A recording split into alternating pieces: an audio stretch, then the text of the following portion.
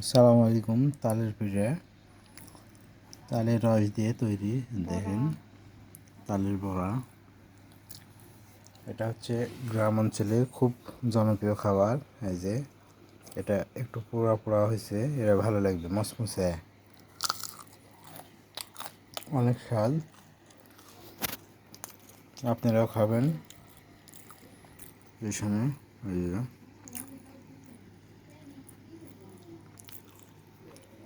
অনেক সুস্বাদু খাবার, তালের রস দিয়ে তৈরি, খেতেও ভারী সুন্দর।